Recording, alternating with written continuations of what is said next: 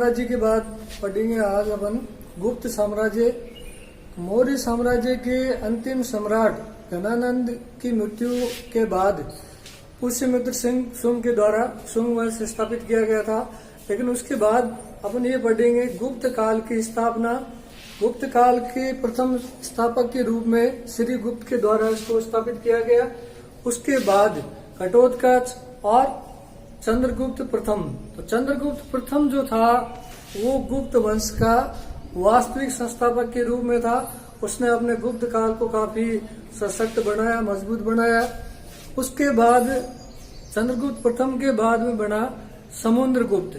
तो समुद्रगुप्त गुप्त काल में अपने साम्राज्य विस्तार के लिए काफी प्रसिद्ध रहा है। उसने कई राज्यों को जीत करके और गुप्त काल के साम्राज्य को विस्तृत किया।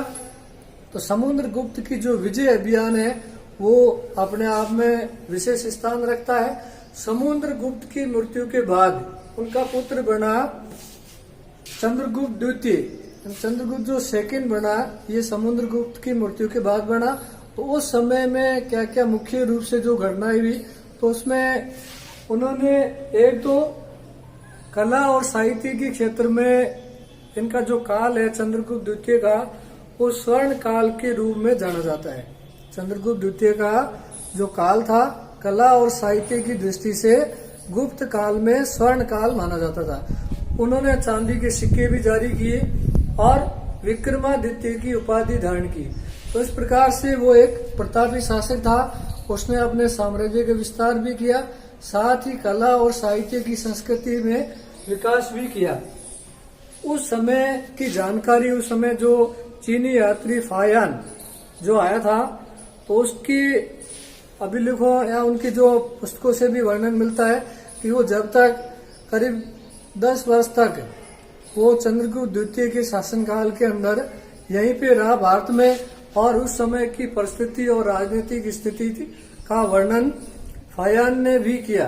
तो इस प्रकार से चीनी यात्रियों का आगमन, कला का विकास, साहित्य के विकास और चंद्रगुप्त द्वितीय खुद विद्वान था और विद्वानों का आश्रय देने वाला था। इसलिए उनके सभा के अंदर 9 विद्वान रहते थे, यानी उनको 9 रत्न के नाम से जाना जाता था। तो 9 रत्नों के अंदर कालिदास और अमर सिंह इनके भी नाम आते हैं।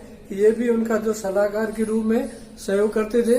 तो निश्चित रूप से चंद्रगुप्त द्वितीय कला, साहित्य और विद्वानों का पारंगत था और इसी के काल में उनका काफी विकास हुआ।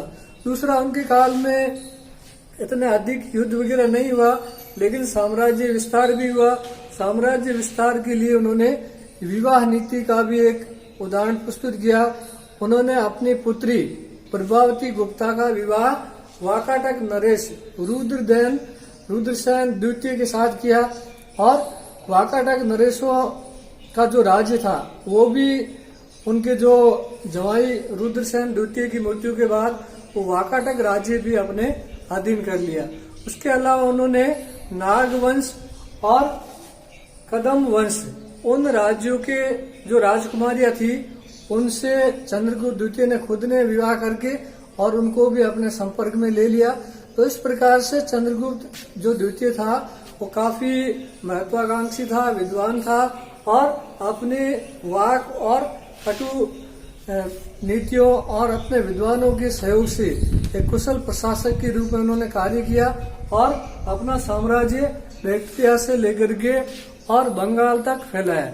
यानी समुद्रगुप्त ने जो विजय अभियान किया था उस विजय अभियान को उन्होंने पूरा किया और अपने साम्राज्य को काफी हद तक विस्तृत किया।